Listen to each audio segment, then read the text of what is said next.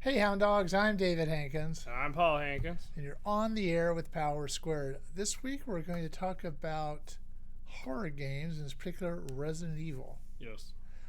Resident Evil has been around for how long? Uh, over 20 years. Okay, and what got you interested in playing the game? Because obviously you're the gamer of the two of us. Right. Well, I guess I had always been kind of interested in the series because it was popular, but what got me interested, well, my real jumping on point was Resident Evil 7 Okay. Biohazard because it looked interesting, and I played the original demo that was publicly available. Like, you didn't need a VR headset for it, and it got me more curious. And what kind of helped was it was written in a way that you didn't need to have played the other games. Okay. All right. So why don't you? What is Resident Evil? Is there a central story that it's about, or is it just a lot of different? Yes. Okay. So tell us. Okay, well, it starts the original Resident Evil. They have to investigate a mansion. Okay. Who has to investigate a mansion? Actually, put this down.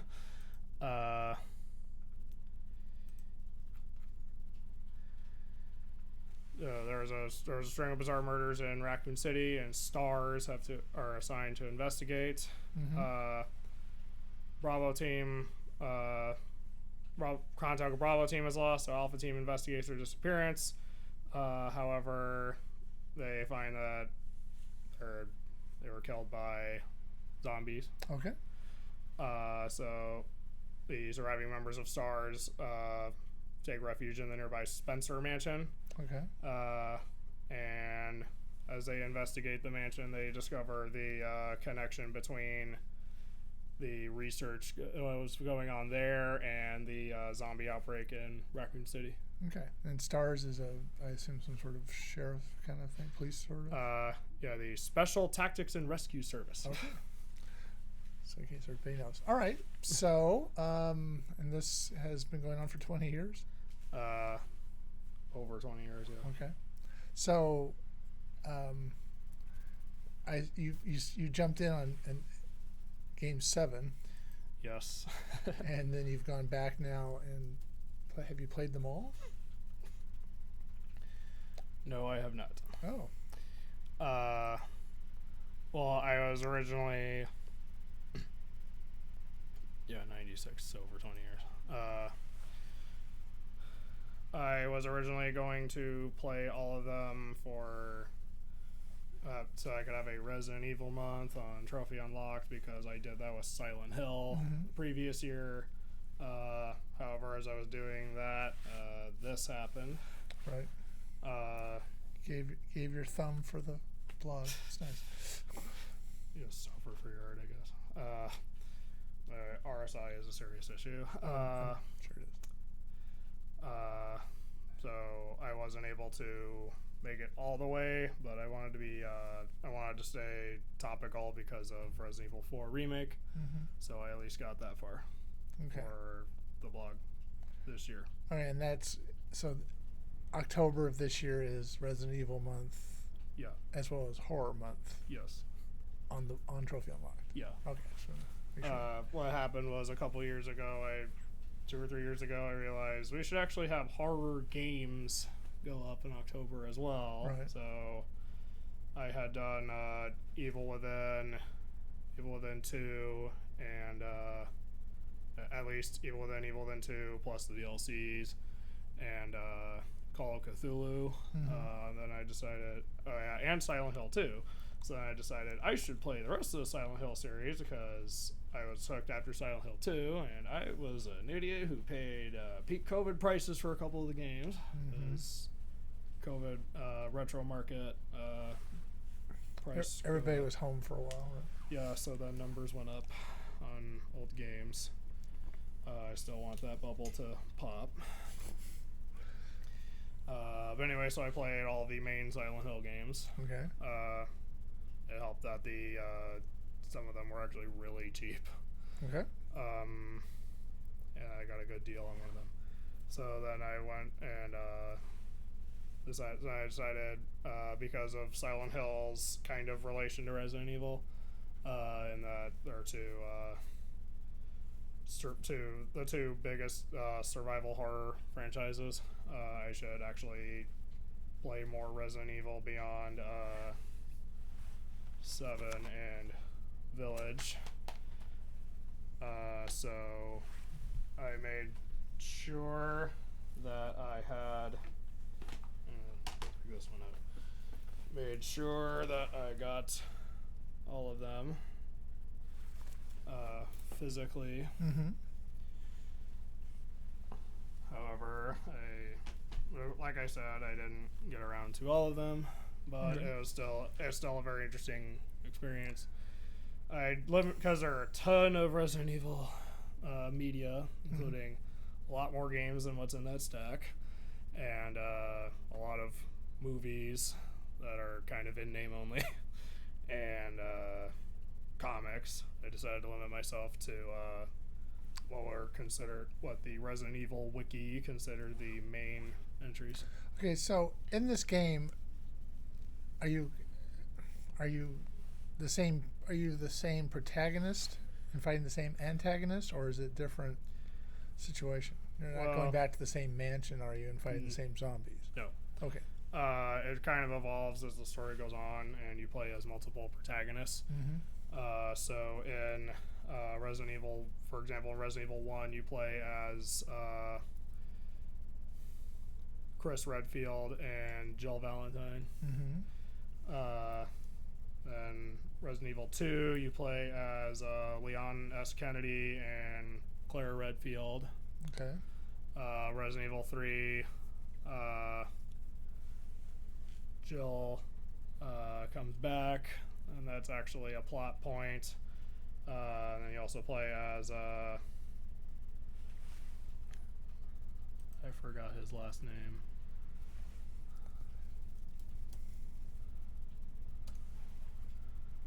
Carlos Oliveira. Okay. And then I wasn't trying to make you come up with every character. but you get the idea. Yeah. Are you playing in the same place, or is it, have this spread? And So Resident Evil 1, 2, and 3 involve Raccoon City. okay. Resident Evil 1 is in the Spencer Mansion, and Resident Evil 2 and 3 actually take place at the same time. Okay. But in Resident Evil 2, you do explore some of Raccoon City, but it's mostly in a police station Okay. that is mansion-like. Okay. Although in Remake, they made it resemble a police station even harder, while still keeping the mansion-like elements. The explanation is that it was a former art museum. Okay. Yeah. Well, yeah. Yeah. Well, because Raccoon City has gone through a lot of changes, so. Then Resident Evil 3 takes place kind of sandwiches Resident Evil 2. Now, is Raccoon City supposed to be just sort of a mid-western town, or is it supposed to be a major city, or what? Not 100% Okay. on that. All right. I'm just curious. Is it It's a small city, small city? Okay. from my So understanding. they don't have an NFL team. I'm kidding. I'm joking. And as the series goes on, it also involves the Umbrella Corporation, or Umbrella Pharmaceuticals. It's a pharmaceutical company, and it's kind of implied that they accidentally created the zombie outbreak. But then, as the series goes on, the idea of the zombie outbreak gets more weaponized. Okay. And so it moves out of Raccoon City at some point? Yeah, Resident Evil 0 is a prequel that takes place on a train at first, but then it takes place in a location around Raccoon City. Okay. But then Code Veronica X, or Code Veronica, is on an island mostly, and Resident Evil 4 takes place in Spain. Okay. So, a little international flavor there. Yeah. Okay. And but of the ones I played, Resident Evil 7 is in Louisiana Swampland, and then Resident Evil Village is in, I think it's supposed to be like Romania or something. Or some basically vaguely European village. Because this whatever's causing this is spread worldwide. Is that the idea? It's also yes and no. Okay. That's kind of the answer. There are different strains of the virus in each game. Like, for example, Resident Evil 1, it's the T virus, and Resident Evil 2, it's the G virus. Okay, so it's sort of like, these are separate viruses that cause the same thing, or these strains of it? Like COVID had different strains. They are different, mostly different strains. Okay, all right. In Resident Evil 4, it's caused by a parasite, Las Plagas. Okay, the fleas. Yeah. I think that's what plagas means. Yeah, so that was a completely different. That was a different thing. So it's a different take on what causes it. Resident Evil 4, yes. Okay. All right. So, do you want to walk us through the games you've played? Sure. So, basically, for the sake of, I will say I've already reviewed 7 and 8, but I plan to go back to them for next year. Okay. Because of DLC for 8. So I didn't play these games that I'm showing on screen here. So I guess for next year I plan to talk about 5, Revelations 1, 6, Revelations 2, and then 7 and Village, or Okay. 8. All right. This year I talked about these. So that'll be 1, 2, 3, Code Veronica, 0, 4, and 4 remake. Okay. So for 2 and 3, for simplicity, I went with 2 remake and 3 remake. Okay. So when they remake a game, do they change the story, or do they just enhance it, or? There are some story changes because they are trying to make it more. They're trying to make the timeline more consistent, and there's also a more serious tone in the remakes. So Resident Evil, I guess I'll just start Resident Evil 1, which is this part Okay. of the cover. This one on the cover.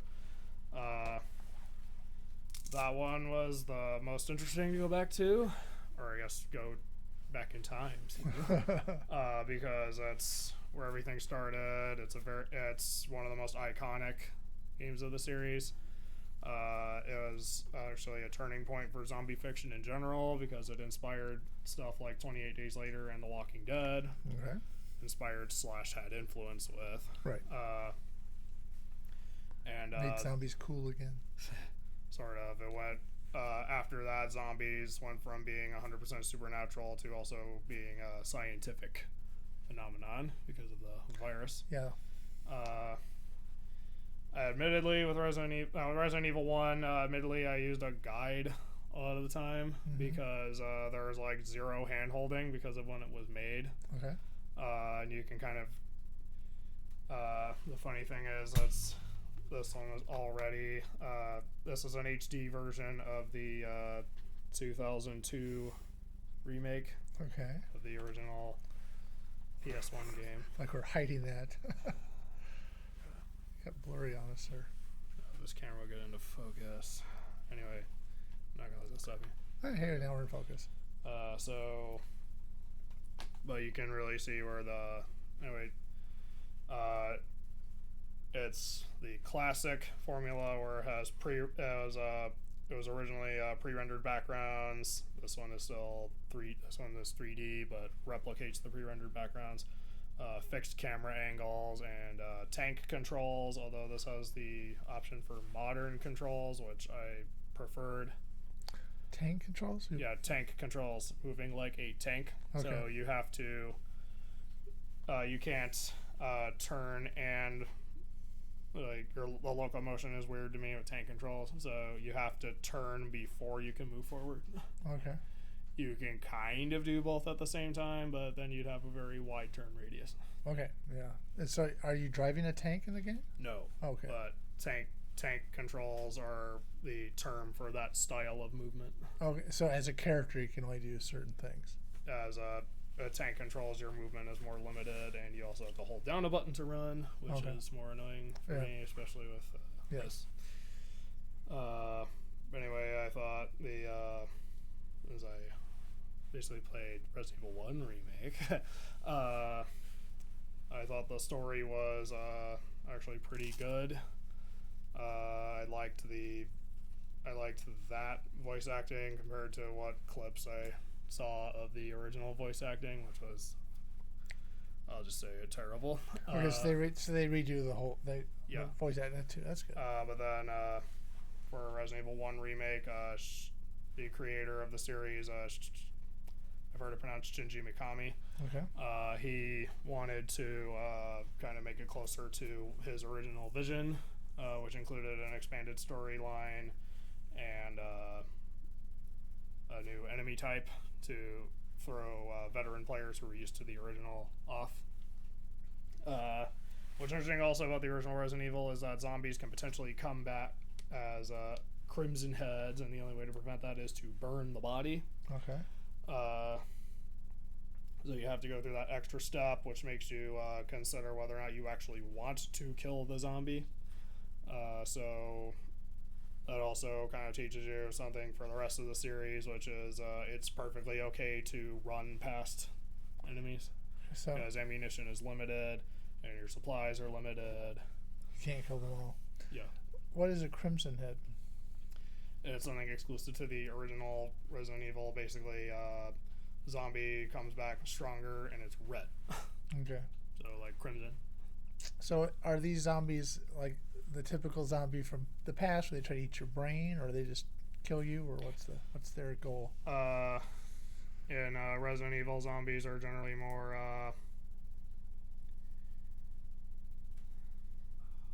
they just kill you. Okay. Okay. I guess a little more mindless in a sense. Okay. They play with that as the series goes on, but are there smarter zombies, or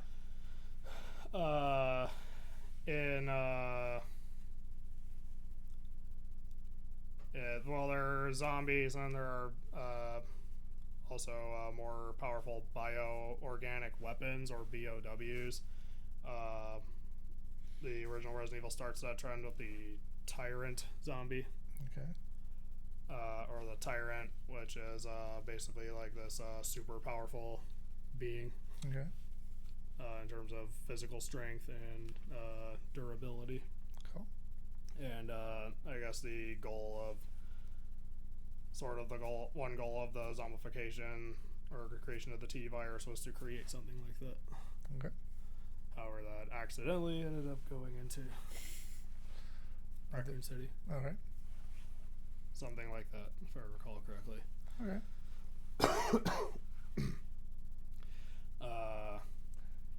But yeah, I ended up using a guide because it doesn't hold your hand, and I felt like I had a limited amount of time to play through each game. Right. But I still actually played both storylines to get the full picture, and Jill and Chris actually play a little differently because they have a different special item and different stats and number of save slots. Okay. Or item slots, Right. I should say. Right. Your inventory is usually limited in the games. Right. Is that just because in general things are limited? I think that's also challenge the player. Okay. It's like you can carry this key. You can carry this key, but you have to let this healing item go, or something like that. I see. And so you have item boxes where you can store things, and usually whatever you put into one item box, you can grab out of another box. Sort of like It depends on- Felix's and that. It depends on the game, though. Sometimes whatever is in the box stays in the box, and you have to go back to that box. I see. Okay. and you also, in the early games, you also have to save at a typewriter with an ink ribbon. Okay. So you can only save as many times as you have ink ribbons. Now, does that throw people that don't know what a typewriter is? I'm kidding. Since people don't use them anymore. Well, even 7 and 8 use something like the typewriter. I'm just trying to make a light of this Right. technology has changed. Okay, so you played 1, and then you played. And despite what I thought were some rough edges from age, I liked it. Okay. So then, seeing we're already at 20 minutes.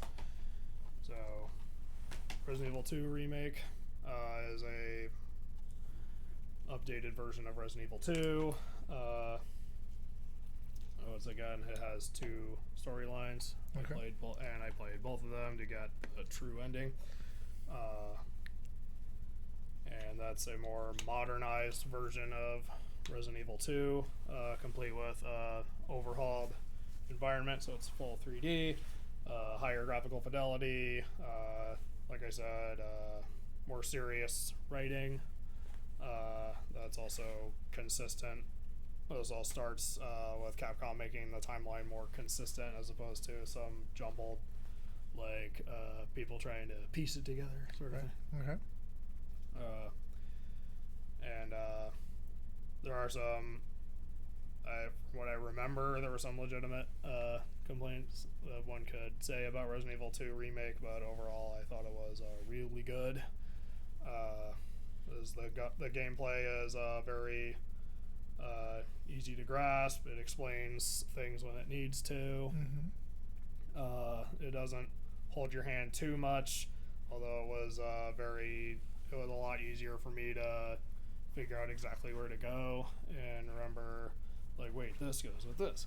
Although admittedly, for a very important puzzle, I was just really stupid for some reason.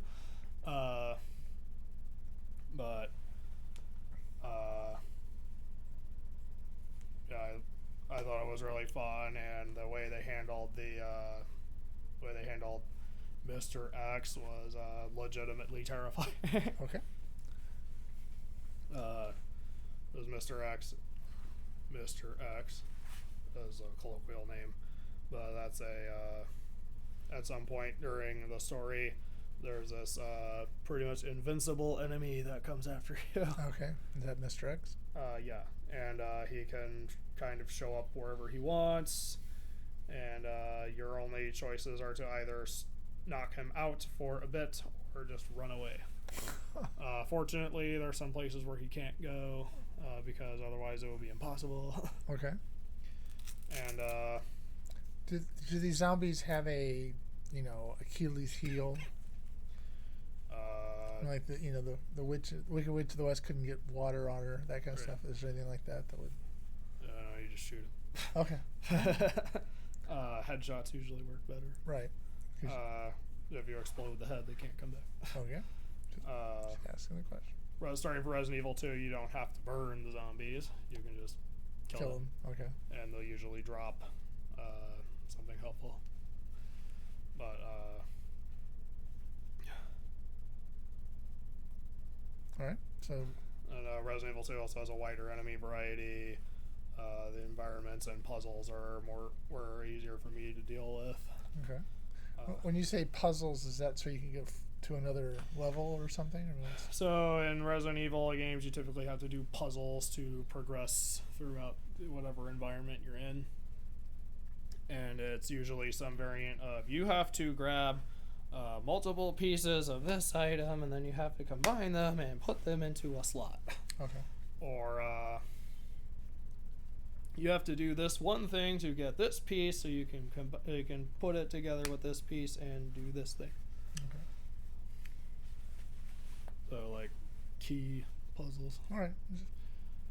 Have you never played? Right. Trying to ask questions about somebody who has never played. Might go, hey, what is that? Paul is coming off of a sick bed, so we appreciate that. So, this was really good. I'm trying to not let this go on too long. That's fine. Resident We have Evil, all night. I'm kidding. Resident Evil 3 remake is a more contentious remake, and I could kind of see it, but having not played the original, I still enjoyed Resident Evil 3 or 3 make. Okay, 3 make. That's cute. So the storyline continues from the original Resident Evil in a meaningful way. And instead of Mr. X, you deal with the iconic Nemesis, who operates similarly, although in 3 make his appearances are more scripted than the original from my own understanding. Okay. And Resident Evil 3 make has almost no puzzles compared to the original, which, considering its brevity, I was totally fine with. And even funny thing is, even with all the changes, it's still about as long as the original. Alright. Which is like 4 to 6 hours, depending on how fast you are. Okay. But Nemesis is basically a bioweapon, is a BOW that was created specifically to take out whoever survived the mansion incident from the first game. Okay. So he wants Jill dead, and that's one reason Nemesis can also be terrifying, is because when he shows up, maybe not to the same level as Mr. X, but he's like Mr. X in that he can't be killed until the end. Okay. And I liked, even if there were some understandable issues, I liked what they did with it. From, again, having not played the original, Carlos was a good character, since he is actually related to works for Umbrella. There's a excuse me. He and Jill have to have to trust one another. He's more willing to trust Jill, but Jill has to come around to Trusting him. Carlos is just doing his job, and he has no idea about all the experimentation going on behind the scenes.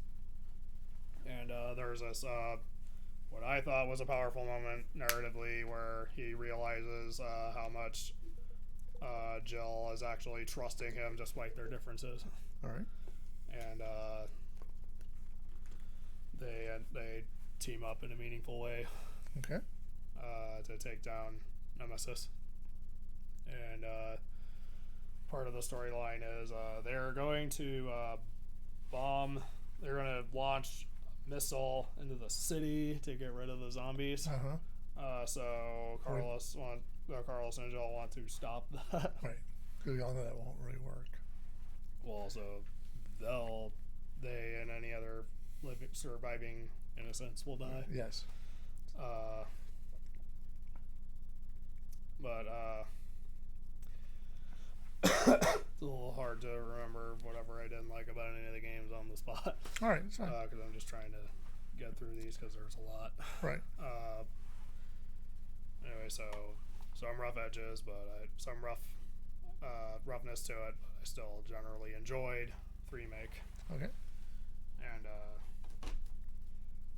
so after that was I believe was Code Veronica. Okay. Code Veronica is I'm just gonna say it, I hated it. Okay. And why'd you hate it?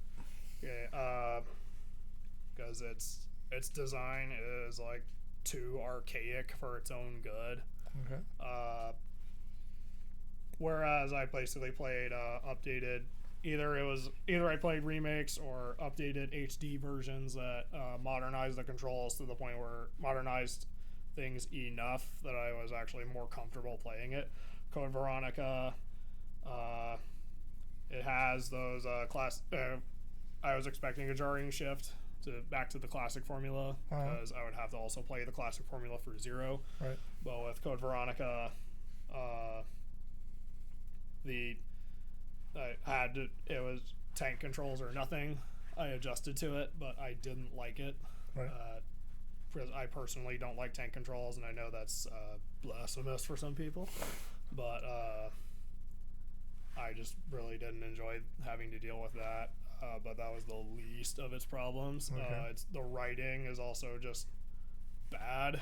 Okay. It gets like at some point it just goes like full anime,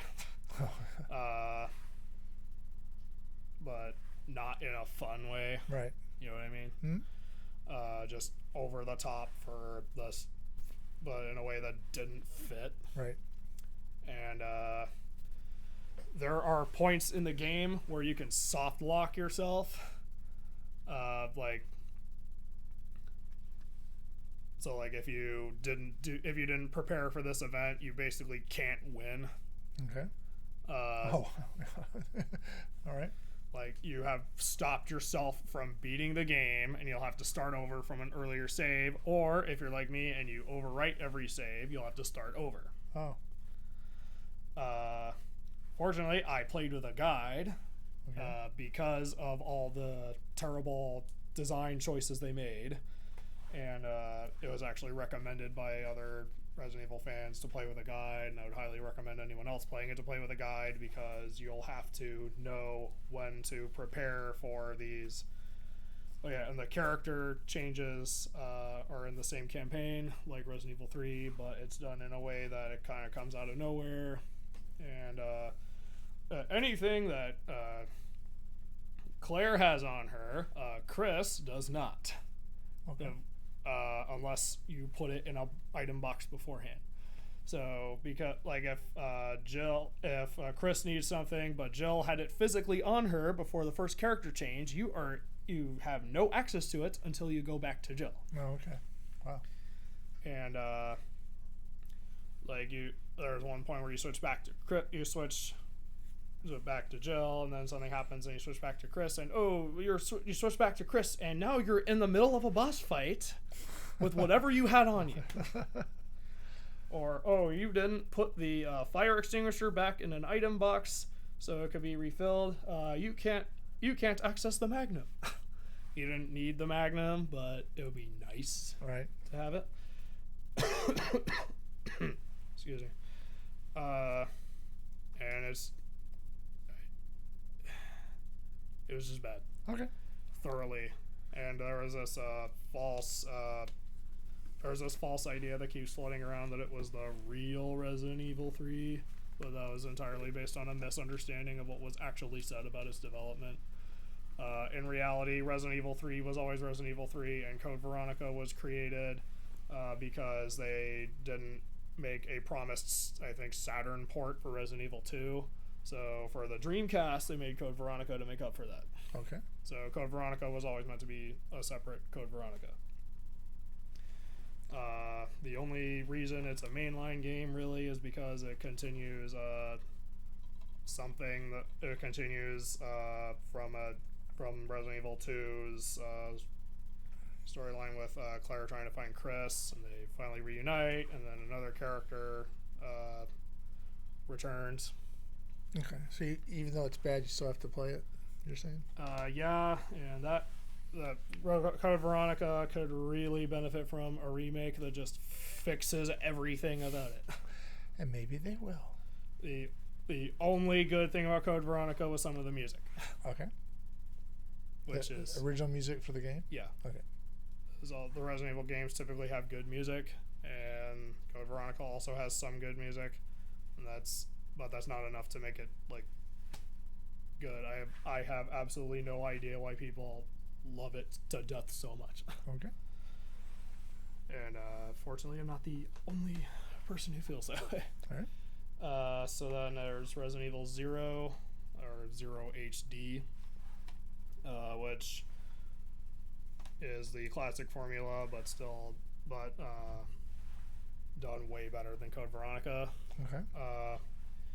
That also introduces the partner system that is somewhat present in later games. Okay. Or played with in later games. So I don't know if it's because I played it right after Code Veronica, but I ended up really enjoying Resident Evil 0 because the writing was there was some silliness like in the classic games, but it was still, and as a prequel I can understand if people don't like how it handled some things, but overall I liked the writing for the most part. The relationship between Rebecca and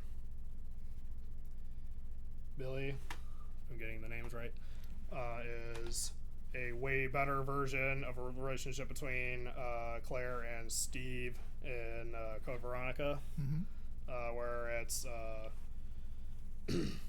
someone where you have to work with a prisoner, or in this case, an escaped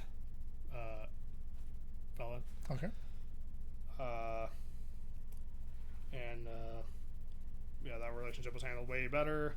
The gameplay, what's unique about Zero is that there are no item boxes, so you have to leave everything on the floor, and you have to retrieve it off the floor in the same place where you left it. Okay. So it's a very different item management system. It was a little there was some backtracking involved, partly because of that, and also the gameplay and puzzle design. But is it kind of a prequel to the whole thing? Yeah, it's hence the 0. Yeah, it's a prequel to the original Resident Evil, but I played everything in release order because it's one of those things where it, even though it takes place chronologically first, it relies on your knowledge of what happens later to get the full gravity of what's going on. I see. With the writing, there was a bit of silly element was, it's these, I forget what they were called right now, but basically these organisms controlled by opera singing, which is odd, but still more believable than Code Veronica. Okay. And I admittedly did look up stuff to help me get through 0, partly to figure out when's the right time to drop these things or what should I have for this. But overall, I got through it fairly well. Okay. And I still ended up liking it. Good. So then what I did for Resident Evil 4 was I didn't just play Resident Evil 4. I decided to go all out with exploring its history. Okay. So I played Resident Evil 4, the original. This is the PS2 HD PS2 version, PS4 version. Okay. Yeah. There was a PS2 version though. I'm sure. I also have. But anyway, I played the PS4 version. I also played Remake. Okay. But I also played the original Devil May Cry and Haunting Ground. Okay. In the Japanese version of Haunting Ground. And how does this fit in? So, Resident Evil 4 was actually multiple projects because that had a rough development. So, the original intention for Resident Evil 4 is directed by, which would have had Hideki Kamiya directing it, became Devil May Cry. Okay.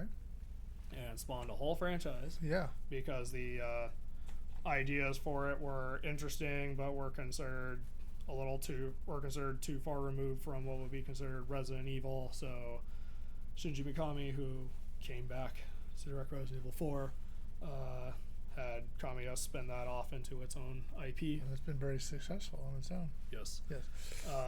Then there were 3 other versions. Didn't you play a game that was in the original Japanese? Yeah, so that was Haunting Ground. Okay. There were like 3 or 4 other versions. There are multiple versions of Resident Evil 4 after what became Devil May Cry. The castle version, had elements that made its way into Haunting Ground, or Demento in Japanese, because the scenario writer, which is in Japan what they call the person who writes the story, the scenario writer, from my understanding, donated his draft to the team that would make Haunting Ground. And then there were other versions of Resident Evil 4 that were scrapped until they landed on what became this version. Which is, for people listening, is what? What became Resident Evil 4. Okay. So I've actually played all of the Devil May Cry games before. Mm-hmm. However, it was interesting playing the original Devil May Cry in the context of Resident Evil, because then, because I did that, I could more easily see the Resident Evil influence in its game design as well as its aesthetic and some of its systems. Mm-hmm. Although it interestingly did away with what were at the time considered archaic tank controls, and instead it's more modern controls where I hit a direction and the character goes in that direction. And it proved you could do that even with a fixed camera angle. Okay. Although I think I personally called it a dynamic fixed camera, because even though it has fixed camera angles, there are points where it follows you in a way where there are points where it follows you instead of just being completely fixed. Mm-hmm. Or completely static. And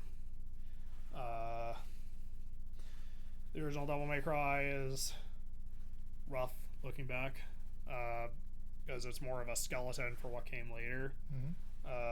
And some of the systems that would be refined in later entries are a little more awkward, like how you switch weapons, or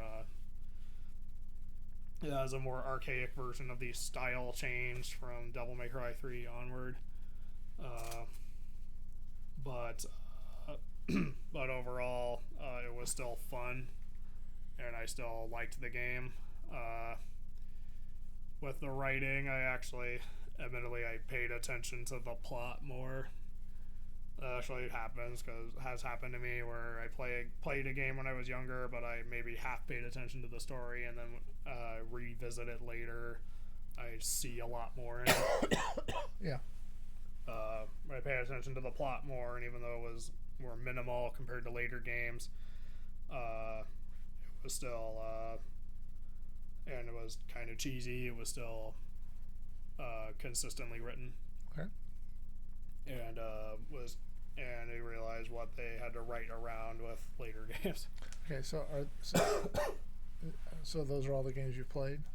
So with Haunting Ground, I don't have a physical copy because even though I was dumb enough to buy Silent Hill 3 physically, I was not dumb enough to pay over twice that for Haunting Ground. Okay. Haunting Ground, I guess I'll just make it quick. But because of its relation to Resident Evil, I could actually see it a little bit, although it used survival horror in a much different way. Emphasized the survive part, because you can barely do anything against people who are chasing you. Right. And Haunting Ground has more of a psychosexual narrative, and how it plays with sexuality and voyeurism, and also the relationship between the player as an observer and the player as a participant. And it blurs that line in a way that makes it made it a more legitimately terrifying experience. Okay. A lot of horror games haven't really been like scary for me, but that one actually did it really well. And I would highly recommend Haunting Ground if you can. Now, did you play a digital version of it? Yeah, I played it off of I bought it from the Japanese PlayStation store. Uh-huh. because I still could, and because it was closer to like $10 Okay. instead of like hundreds. Okay. So then I played. So I'm not going in order of what I played. Right. The Resident Evil 4 stuff. Anyway, then with Resident Evil 4, this is considered one of the best games ever made. Okay. Generally, after playing it in full for the first time for myself, I could actually see how it earned that reputation. It has some of it's sillier than like the remake timeline, but still well written. Has one of the most iconic plots of the series, probably the most famous plot because of how well it sold. And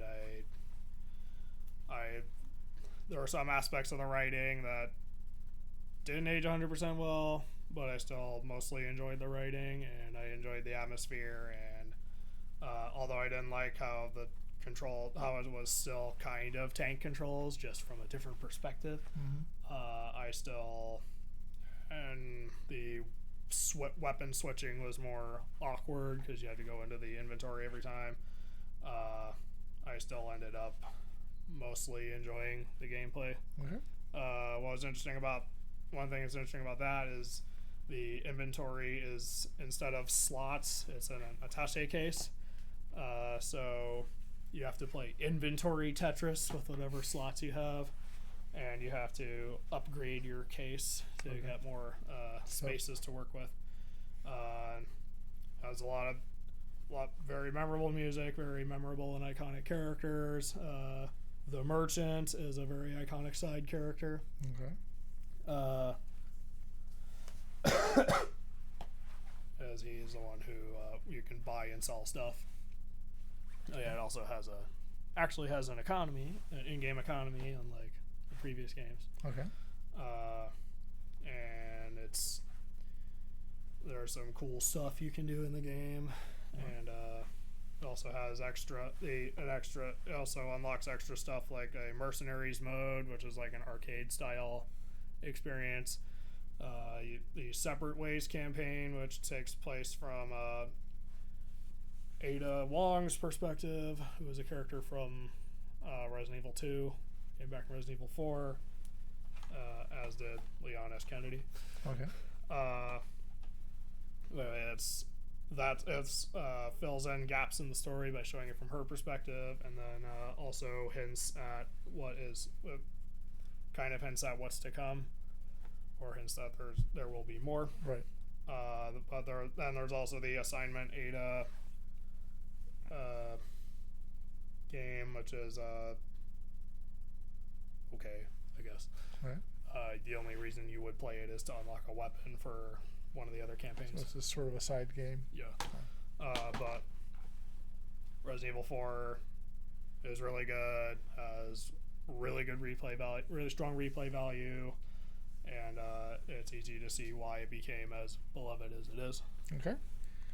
So, and the last thing I was dealing with was Resident Evil 4 remake. Mm-hmm. And that's because that came out this year. That's why for the Trophy Unlocked reviews, which have everything I was talking about but in way more detail, Yeah. I stopped there, or cut it off there. So Resident Evil 4 remake takes Resident Evil 4 but shows that you can have that same iconic story but with a more grounded and serious tone.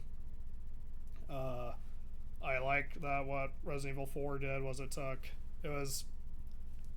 it's largely faithful to the original, but it does takes its own liberties, but in a way that I thought actually fleshed out the gameplay and story meaningfully. Mm-hmm. Like Luis, Ramon Salazar, and Ashley Graham become more fleshed out and more fleshed out characters and more well-rounded. Like Ashley actually goes through more of a character arc where she learns to trust Leon despite being in this scary situation, and actually helps Leon out at some points. Luis has a more fleshed out personality and is more important to the story. And even the enemies, like again, Ron Salazar being one of them, have more fleshed out backstories that make them, I think, better versions of the original characters. And the gameplay is modernized and updated in meaningful ways. There were still some blemishes, like with the original Resident Evil 4, but I ended up. And if you were to ask me which one was better than the other, I would say Resident Evil 4 does. I personally think Resident Evil 4 remake improved on the original in almost every conceivable way. However, it's perfectly understandable to prefer the original Resident Evil 4 because they're both really good experiences in their own right. So I would more say they're both really good experiences, just different takes on the same thing. Okay. And so all these games that you've talked about today are going to appear this month on Trophy Unlocked? Yes. And we're also mixing in a few horror films as well? Yes. That also includes Resident Evil Welcome to Raccoon City, which I decided for the sake of my sanity was going to be the only Resident Evil movie I would watch. Okay. Because there were the Paul S. Anderson movies that were in name only and had their own storyline that didn't really do the game's proper justice. Right. Welcome to Raccoon City is on paper more faithful to Resident Evil 1 and 2. I thought it fumbled that mission, but it was still an admirable goal. I played that after 1 and 2, so I could more easily compare. Right. For Resident Evil 4 Remake, I'll also mention I also played the Separate Ways DLC, so kind of saving it for this month helped actually helped that work out. Okay. Since I kind of just finished the Separate Ways campaign, which I think makes Resident Evil 4 Remake a more complete experience. I wasn't sure whether or not Separate Ways would be in the same review as Resident Evil 4 or part of it, so I'll see how long the Separate Ways stuff ends up being before I decide what to do. Okay. But either way, the Resident Evil 4 Remake ended up being the longest review I have ever written. Okay. And so all that will appear this month. And Yes. Trophy Unlocked, give us the... trophyunlocked.blogspot.com. All right. So is that it? That's about it. So I guess next year... Something to look forward to. next year I'll be talking about the rest of the games that were in the pile. All right. And maybe we'll talk about those next year as well. All right. So if you're watching this on YouTube later and you like this, leave a like, subscribe if you want to see more, and if you made it this far, comment itchy tasty. Okay. Otherwise, leave a comment if you have any opinions on any of the Resident Evil things I talked about. I'd love to hear from other people. Yes, and it's totally fine to have a different opinion than me. Right. All right. So until next time, I'm David Hankins. I'm Paul Hankins. And you've been on the air with Power Squared.